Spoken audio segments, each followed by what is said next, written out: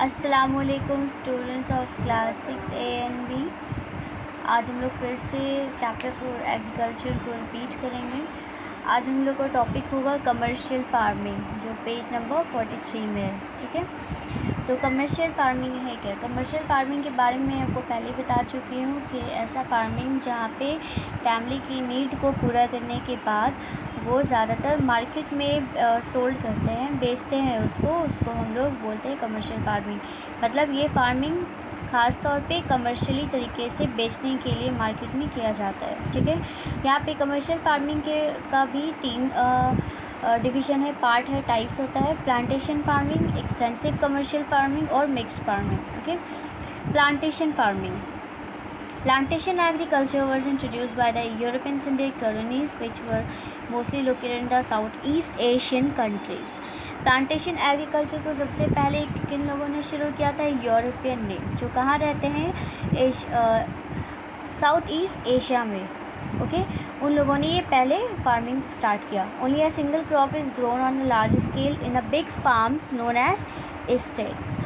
इसमें क्या होता है, क्या मेथड है इसका, कि बड़ा सा फार्म होता है, वहाँ पे सिर्फ एक ही क्रॉप को ग्रो किया जाता है, और फार्म बड़ा होने की वजह से, यानी फील्ड खेत बड़ा होने से यहाँ पे प्रोडक्शन ज़्यादा होता है, जिसकी वजह से वो लोग इसको मार्केट में बेच सकते हैं। The entire produce is sold in a market, और जितना प्रोडक्शन होता है क्रॉप्स का वो सब बेचते हैं ये लोग। Plantation farming is unique because growing and processing of crops are done on the same farm scientifically.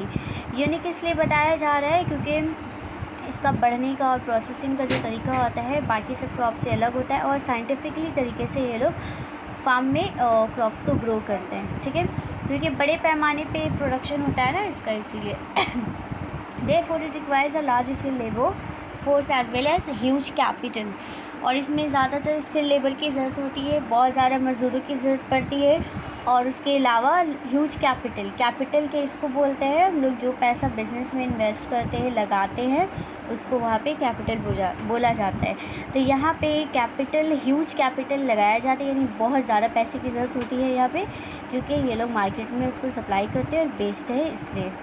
Okay, next is, तो यहाँ पे हम लोग देखेंगे कि प्लांटेशन फार्मिंग में कौन सा क्रॉप ग्रो होता है। जैसे यहाँ पे देखो, आसाम टी प्लांटेशन है वो आसाम में होता है, इंडिया बहुत ही फेमस है। Cocoa plantation Ghana, coffee fazendas in Brazil and rubber plantation in Malaysia some example of plantation agriculture. Okay, now extensive commercial farming, this type of farming is done in the sparsely populated region of the world where field size are vast. Okay, extensive commercial farming क्या है कि इस farming का method क्या है कि आबादी वहाँ पे कम होती है, ओके, और फील्ड साइज़ बहुत ही ज़्यादा बड़ा होता है। एक ही क्रॉप को कल्टीवेट किया जाता है पूरे साल भर, on that best suit the climate soil and topography of the region. और ये जो फार्मिंग होता है, यहाँ पे जो क्रॉप्स ग्रो होते हैं वो according to the climate soil and topography, यानी जैसा रीजन होगा, वहाँ का क्लाइमेट होगा, वहाँ की मिट्टी होगी, उसी के अकॉर्डिंग वहाँ पे क्रॉप्स जो है वो ग्रो होता है। Okay, food crop such as, कौन सा फूड यहाँ पे ग्रो करता है? Wheat, oats, barley, predominantly grown in the temperature lands where this type of farming is popular. मतलब जहाँ पे इस तरह का क्रॉप जो है पॉपुलर होता है। Next is entire produce is sold either in the domestic और इंटरनेशनल मार्केट। पूरा प्रोडक्शन बेचते हैं उसको, चाहे वो क्या हो, डोमेस्टिक यानी अपनी कंट्री के अंदर वो लोग बेचते हो, या फिर इंटरनेशनल या कंट्री के बाहर। ओके, लेकिन सबको वो लोग क्या करते हैं, बेचते हैं। Farming is highly mechanised and this capital intensive. Okay, farming जो होती है बहुत ज़्यादा मैकेनाइज तरीके से होती है और काफ़ी हाई इंटेंसिव, यानी कैपिटल जो है बहुत ही ज़्यादा लगता है इसमें। ओके, और मैकेनाइज तरीके यानी साइंटिफिकली तरीके से होती है। It is practice in the temperate grassland of the world such as the prairies of Canada, US, steppes of Russia, wild of South Africa, pampas of Argentina and Australian downs। Okay, ये सब जगह का नाम है जहाँ पे इस तरह से एक्सटेंसिव कमर्शियल फार्मिंग जो है वो ग्रो किया जाता है। ओके, नेक्स्ट हम लोग का mixed farming. What is mixed farming? This is method of raising life stock as well as crops on the same farm simultaneously. मतलब कि एक खेत में, एक ज़मीन पे जो जानवरों को, डोमेस्टिक एनिमल जिसको चराया जाता है, जो खाना दिया जाता है, उसको उगाने के साथ साथ दूसरे क्रॉप्स भी अगर ग्रो किए जाए साथ ही साथ, यानी एक ज़मीन पे सिर्फ एक क्रॉप ग्रो नहीं हो रहा। जैसे हम लोग एक्सटेंसिव कमर्शियल फार्मिंग देख रहे हैं कि पूरे साल भर ज़मीन में एक क्रॉप जो है वो ग्रो करते हैं, लेकिन मिक्स फार्मिंग में क्या होता है कि यहाँ पे रोटेट होता है। जैसे कि एक क्रॉप का हार्वेस्टिंग हो गया, कटाई हो गई फसल की, तो इसको ज़मीन को खाली नहीं छोड़ते हैं वो लोग, उस पर भी किसी और फसल को उगाना शुरू कर देते हैं। तो यहाँ पे मतलब कि साथ साथ होता है, इसलिए इसको हम लोग बोलते हैं मिक्स्ड फार्मिंग। ठीक है। In India farmers prefer to keep cows, buffaloes, ducks and chickens, while in the north west Europe raising of pigs, sheep and cattle are more common. यहाँ पे पता है इंडिया में ये सारे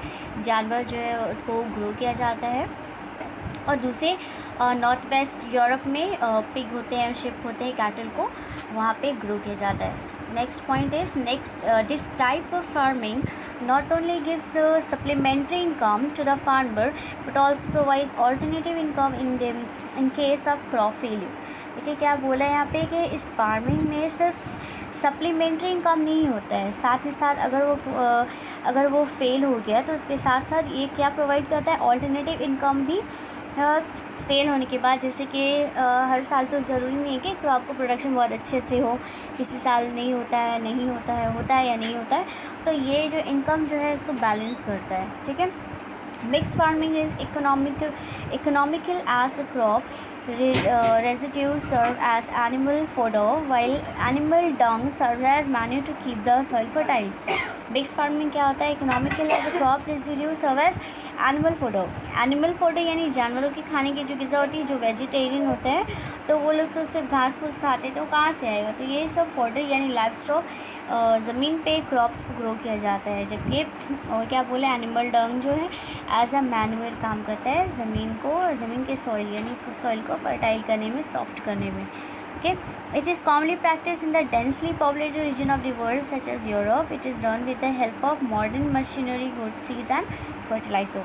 और ये प्रैक्टिस कहाँ पे होता है, जहाँ आबादी ज़्यादा होता है। ओके, यूरोप में, जैसे कि यूरोप में एग्जांपल दिया है, और इसके साथ यहाँ पे क्या बोला है कि ये जो फार्मिंग है मॉडर्न तरीके से की जाती है। यहाँ पे जो टूल्स इस्तेमाल किए जाते हैं वो टेक्निकली और साइंटिफिकली तरीके से यहाँ पे किया जाता है, और सीड्स भी हाई क्वालिटी का होता है, फर्टिलाइज़र्स भी केमिकल वाले होते हैं, पेस्टिसाइड वगैरह सब यूज़ किया जाता है।